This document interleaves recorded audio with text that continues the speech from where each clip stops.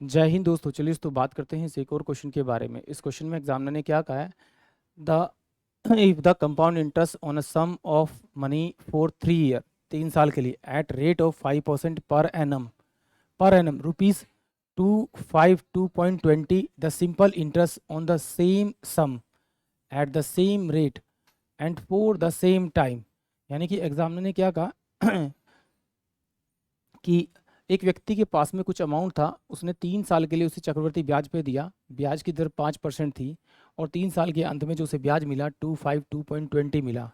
Examiner पूछ रहा है यदि वह उस अमाउंट को 5% की दर से 3 साल के लिए साधारण ब्याज पे दे तो उसे क्या ब्याज मिलेगा।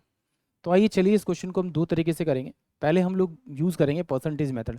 ये परसेंटेज मेथड क्या कहता है कि ये जो 5% दे रखा है इसकी कुछ वैल्यू होती है। 5% का मतलब है मैं इसे खोल लूँ 5/100 और इसे 5 से काट दो, 5 एकम 5 और 5 दूनी 10। ये कहता है कि अगर आपके पास 20 रुपये थे तो आपने 1 रुपये इंटरेस्ट दिया, तो इसका मतलब है कि अगर आपके पास 20 रुपये थे तो आपने 1 साल बाद जो अमाउंट टोटल दिया वो कितना दिया, इंटरेस्ट प्लस का अमाउंट यानी 21 रुपये दिया। अब ये देखिए कितने ईयर के लिए रखा है, 3 ईयर के लिए। अगर 2 ईयर के लिए रखा है तो उसका स्क्वायर करेंगे, 3 ईयर के लिए रखा है तो इसका 3 कर देंगे, क्यूब कर देंगे, इसका भी क्यूब कर देंगे आप।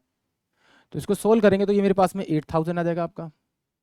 इसको सोल्व करेंगे तो 9261 आएगा, ये किसका क्यूब होता है।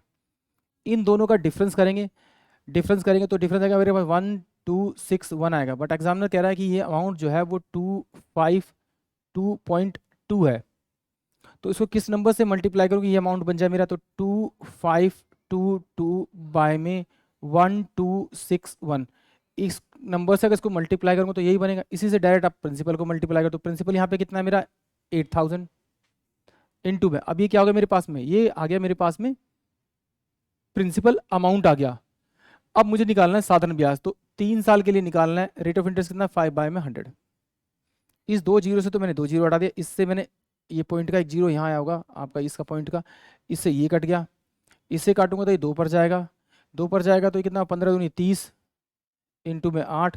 तो इंटरेस्ट जो आएगा वो आएगा आपका 240 रुपये। यानी कि ऑप्शन जो बी है वो इस क्वेश्चन के लिए करेक्ट होगा। एक बार फिर देख लीजिए, 5% था यानी 5/16 लिख सकता हूँ, तो इसे काटूंगा तो 20 रुपये। अगर उसके पास 20 रुपये थे तो उसने 1 साल में 1 रुपये इंटरेस्ट कमाया होगा, क्योंकि फर्स्ट ईयर के लिए सिंपल इंटरेस्ट और कंपाउंड इंटरेस्ट दोनों बराबर होते हैं।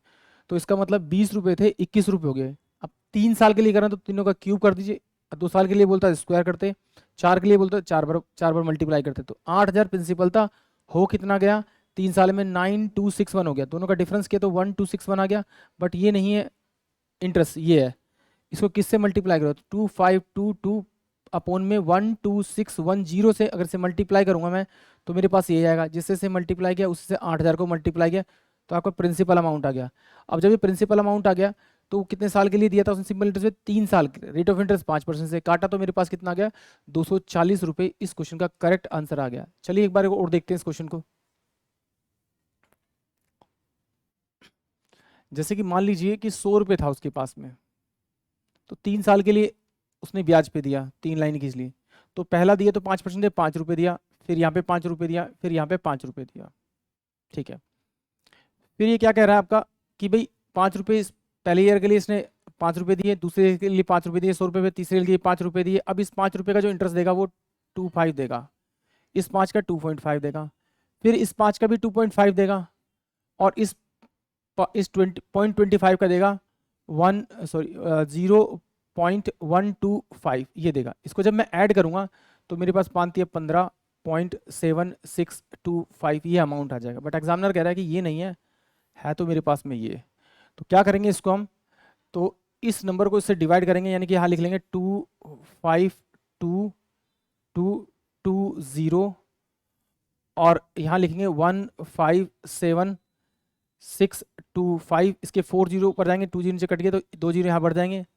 इनटू में इस नंबर को जब मैं इससे मल्टीप्लाई कर तो यही वैल्यू आएगी, इससे मल्टीप्लाई कर देंगे अब इसे 100 से, तो ये क्या हो जाएगा आपका प्रिंसिपल अमाउंट। इस प्रिंसिपल अमाउंट को 3 ईयर के लिए इनटू में 5/100 करेंगे तो ये मेरे पास क्या जाएगा, सिंपल इंटरेस्ट आ जाएगा जो एग्जामिनर ने पूछा। तो इस जीरो से तो ये जीरो चला गया। ठीक है, अब ये कितना 5×3=15, ये कितना हुआ आपका 5×3=15। तो उसको मैं मल्टीप्लाई कर लेता हूँ कि थोड़ा सा लेंथी हो कैलकुलेशन, कोई बात नहीं। ये 15×2=30 जीरो, ये मेरे पास 3 चला गया, 15×2=30 और 3=33, ये 3 चला गया, 15×5=75 और 3=78, 7 चला गया, 15 दूनी 30 और 3 37, 37, तो ये 3 जीरो और इसके पास में आ गया आपके। ठीक है, इसको डिवाइड कर लेते हैं हम लोग, किससे? पहले देखते हैं 15 दूनी 30 बनेगा, यानी कि मैं इसे जो डिवाइड करूंगा इसे किससे करूंगा? 2 से करूंगा, तो 2 से करूंगा तो 25 1 2 3 4 5 6, 25 दूनी 50, 6 दूनी 12, 7 दूनी 14, 15, 15, 15 दूनी 30 और एक ये हो जाएगा आपका 31। इसका डिफरेंस करेंगे तो डिफरेंस कितना आएगा मेरे पास में? 0। ये कितना आएगा मेरे पास में? 5। ये मेरे पास 0 आएगा, ये मेरे पास कितना? 3 आएगा, ये मेरे पास कितना? 6 आएगा। यहाँ से फिर मैंने एक 0 उतार लिया, अब ये किस पे जाएगा? 4 पे।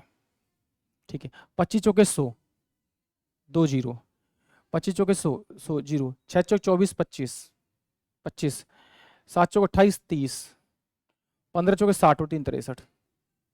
यानी कि सोल्व करने के बाद जो आएगा मेरे पास में 2 4 और एक 0 और बचा 0, यानी कि 240। आई होप आप सभी को क्वेश्चन समझ में आया होगा। जय हिंद, जय भारत।